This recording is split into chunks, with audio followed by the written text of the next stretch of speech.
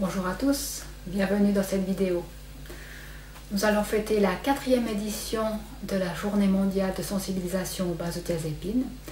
Et pour ce faire, je vais contribuer en proposant une vidéo. Et puis je propose également une rencontre pour ceux qui me retrouveront aujourd'hui.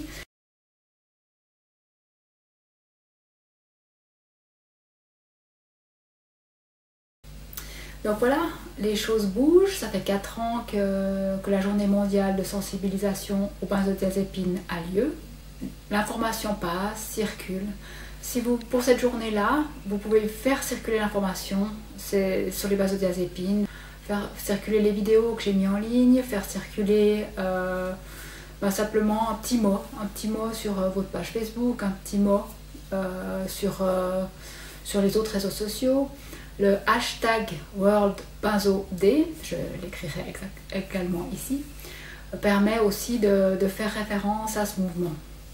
Dans les premières vidéos que j'ai faites pour les premières éditions du WBAD, de la Journée mondiale de sensibilisation aux benzodiazépines, j'avais parlé des mécanismes de fonctionnement des benzodiazépines, de leur mode d'action, et également un petit peu de comment on les arrête.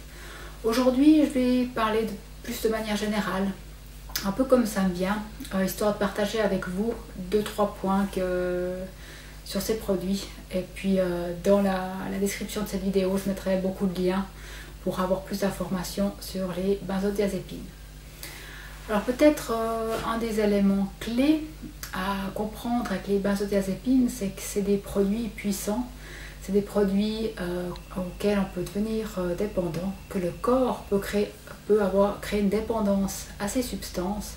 Et ça, c'est peut-être quelque chose que le corps médical ne dit pas assez, n'informe pas assez les gens quand un médecin, par exemple, prescrit un somnifère ou un anxiolytique. Il faudrait vraiment préciser que ces produits entraînent une dépendance. Qui dit dépendance dit que après, au bout d'un certain temps, où vous prenez régulièrement ces produits, votre corps s'y est habitué, et pour arrêter, on ne peut pas simplement arrêter du jour au lendemain, mais il faut mettre en place des protocoles de sevrage, des techniques pour arrêter de prendre ces produits. Donc voilà, c'est quelque chose, c'est une information qui devrait plus circuler, c'est l'existence de la dépendance à ces produits. Ensuite, ces produits modifient le comportement des gens, modifient leur façon de penser. Ça entraîne beaucoup de modifications sur la physiologie cérébrale. Et puis ça, au bout d'un certain temps, ça peut être difficile à gérer. Personnellement, ça a commencé à altérer mes capacités de mémoire, au point où je n'arrivais plus à lire. Je ne comprenais plus ce que je lisais. Quand je lisais une page, je lisais 1 à 2 lignes, et quand j'étais à la 3e ligne, je ne savais plus ce que j'avais lu avant. Donc la mémoire peut être grandement touchée. J'aimerais parler un peu plus de la mémoire. Ça, je vais vous exposer une hypothèse personnelle par rapport aux lectures que j'ai faites, aux lectures scientifiques, par rapport aux cours universitaires que j'ai suivis. Je vais vous exposer quelque chose par rapport à la mémoire. En fait, la mémoire, elle se construit. Elle se construit notamment au cours de la nuit, au cours du repos. Et lorsqu'on prend une benzodiazépine comme somnifère pour aider à dormir, eh bien, la mémoire, elle n'arrive plus à fonctionner pareil. Donc, les choses ne sont plus mémorisées comme elles le devraient. Les mécanismes mémoriels sont touchés. Un des points qui m'a beaucoup interpellée, c'est lorsque, lors de mes cours, j'ai fait un travail sur le stress post-traumatique, sur les états de stress post-traumatique. Et l'OMS, écoutez bien, l'OMS dit qu'il ne recommande pas de donner une benzodiazépine en cas de stress post-traumatique.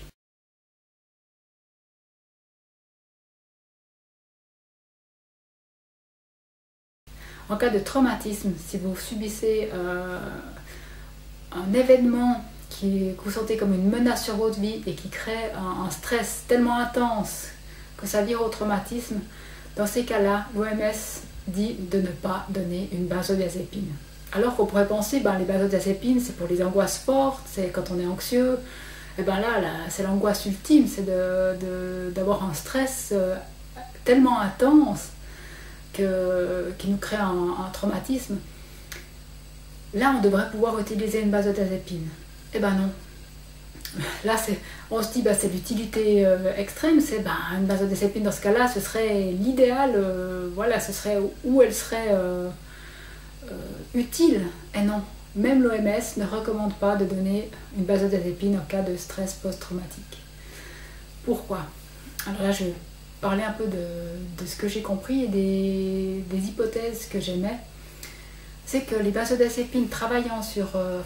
empêchant les mécanismes de la mémoire de fonctionner, ça peut aggraver le stress de prendre une benzodiazépine. Comment? Les benzodiazépines, comme je l'ai constaté sur moi-même, sur beaucoup d'autres, et dans les lectures, en fait, quand on prend une benzodiazépine, c'est comme si elle bloquait la mémoire au moment où on a commencé à les prendre. Donc si vous commencez à prendre une benzodiazépine en état de stress intense, en état de grosse angoisse, là vous vous bloquez dans ces émotions, dans ce vécu-là. Je pense que c'est une partie qui fait que c'est vraiment pas conseillé de prendre une benzodiazépine en état de stress post-traumatique, en état de stress intense. Le fait après d'être bloqué dans cette situation, de ruminer toujours ce même événement.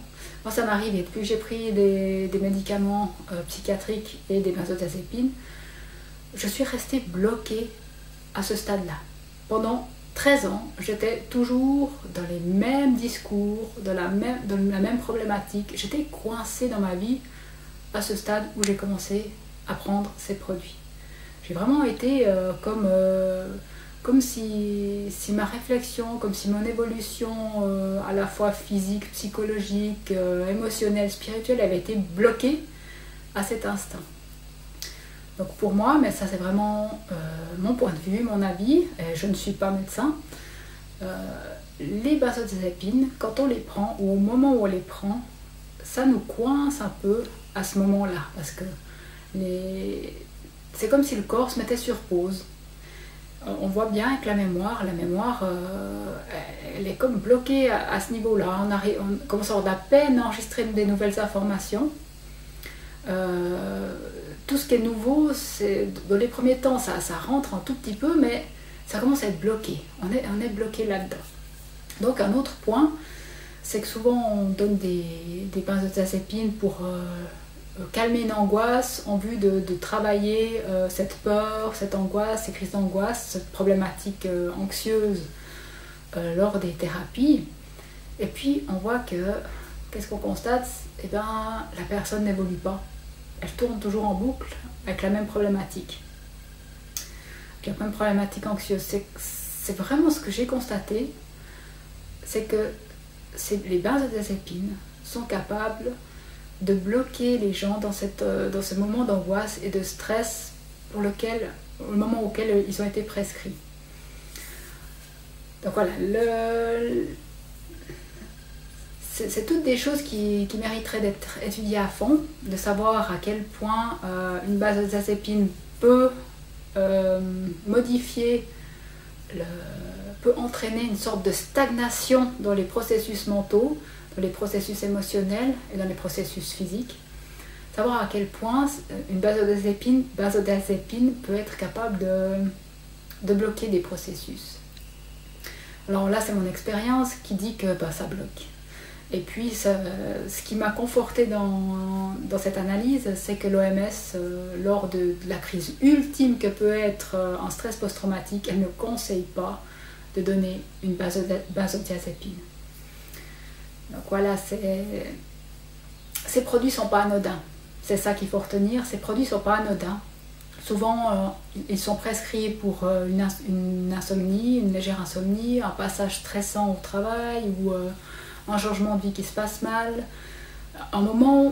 Elles sont prescrites à un moment de la vie de la personne où la personne a subi un stress physiques, émotionnelles et autres.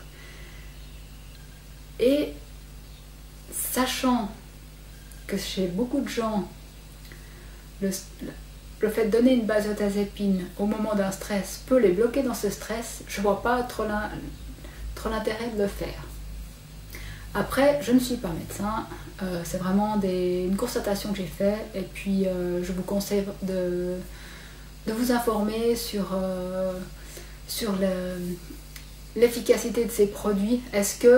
Moi j'aimerais bien que les médecins nous donnent des retours, savoir si si les benzodiazépines ont permis à des gens de gérer leur angoisse. Alors vous me direz, oui, voilà, je ne sais pas ce que vous racontez, mais moi quand je prends une benzodiazépine lors d'une attaque de panique, ça me calme tout de suite. Ben oui, ça éteint ponctuellement les fonctions cérébrales. Alors peut-être lors d'une attaque de panique, on prend ça, ouf, ça éteint tout, on est content. Mais si vous prenez tous les jours votre cerveau est éteint. Tous les jours, vos fonctions sont ralenties. Vos fonctions cérébrales sont éteintes et puis vous n'arrivez pas à acquérir de nouvelles connaissances ou à vous adapter à une nouvelle situation parce que le cerveau est éteint. Il fait que ce qu'il sait faire à cet instant T où vous l'avez arrêté avec les benzodiazépines. Donc oui, il est capable de stopper une attaque de panique, mais il ne stoppe pas que l'attaque de panique, la benzodiazépine stoppe les processus cérébraux ou les ralentit fortement. Et sur le long terme, ça peut être très problématique personnellement, ayant expérimenté la prise de ces produits, le fait d'avoir un cerveau éteint sur le long terme, ça fait qu'on n'arrive plus rien à faire. Personnellement, j'ai dû arrêter mes études, incapable de me concentrer, incapable de mémoriser quoi que ce soit. Je ne comprenais même plus ce qu'on m'expliquait dans des matières que j'aime, que j'ai toujours eu de la facilité avec ces produits, mais impossible de comprendre ce qu'on me racontait. Et puis, autre chose, c'est que mon entourage me dit, mais tu répétais toujours la même chose, tu étais toujours dans un même discours, on ne voulait plus te voir parce que c'était toujours les mêmes choses que tu nous disais, tu nous expliquais toujours les mêmes problématiques, toujours ces discours-là, et puis rien qui se passe, quoi, incapable de faire une action pour changer cette vision des choses que j'avais, pour changer ma vie. Non, j'étais toujours au même instant T où ma vie s'était arrêtée avec la prise de ces produits, avec la prise chronique. C'est vrai que dans les premières années, on arrive encore un peu à fonctionner, on se dit ouais c'est chouette, j'ai plus d'attaques paniques, j'arrive encore à fonctionner. Mais très vite, personnellement, j'ai dû arrêter mes études parce que ces produits avaient complètement arrêté mon cerveau, je ne pouvais plus me concentrer, je n'arrivais plus à mémoriser, je n'arrivais plus à apprendre de nouvelles choses. Alors qu'après avoir arrêté, pour vous prouver, pour vous donner une preuve de ce que j'avance, quand j'ai arrêté ces médicaments, il m'a fallu quelques temps pour refaire fonctionner mon cerveau, mais après, 3 ans après les avoir arrêtés, j'ai repris des études universitaires. C'était un peu difficile au départ, et puis, 6 ans plus tard, en ayant fait les études à temps partiel, j'ai obtenu mon bachelor en psychologie.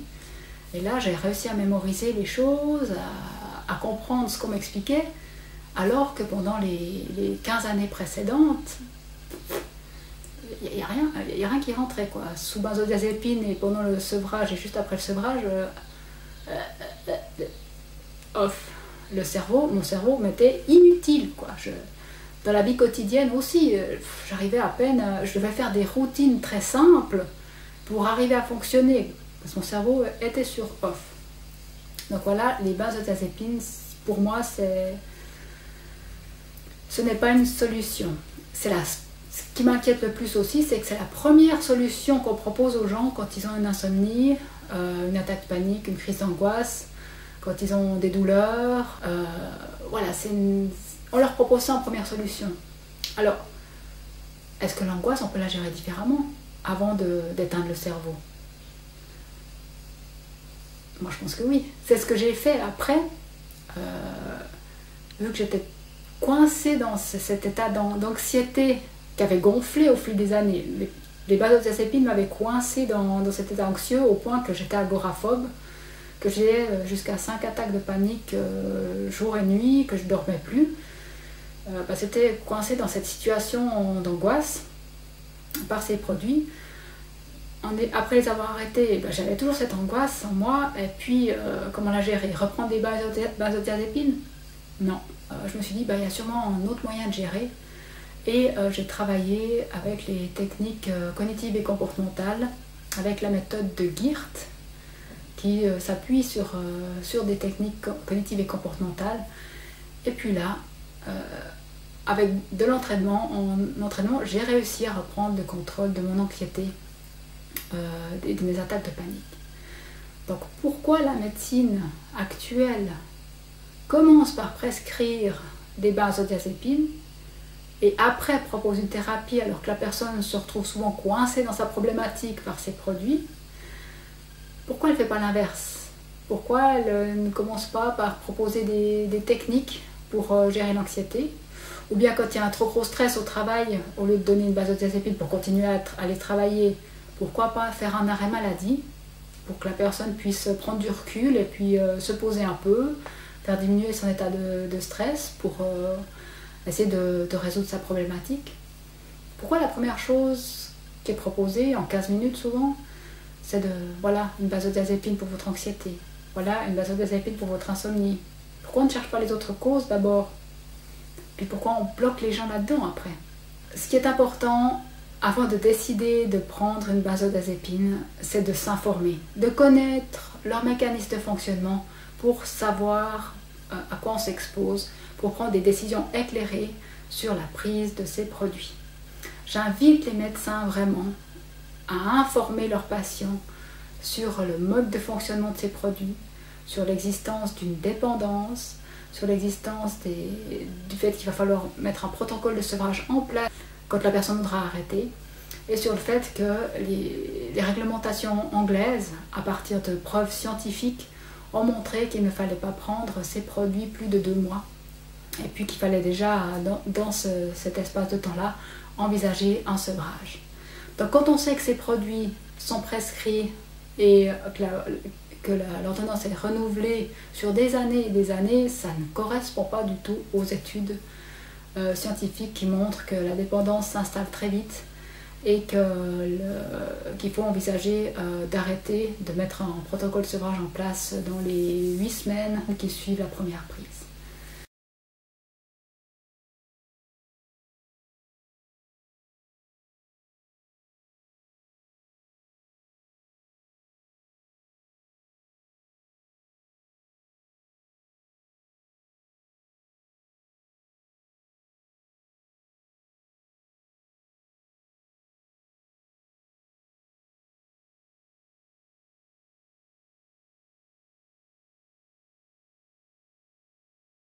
Voilà pour ma contribution à la 4e journée mondiale de sensibilisation aux benzodiazépines.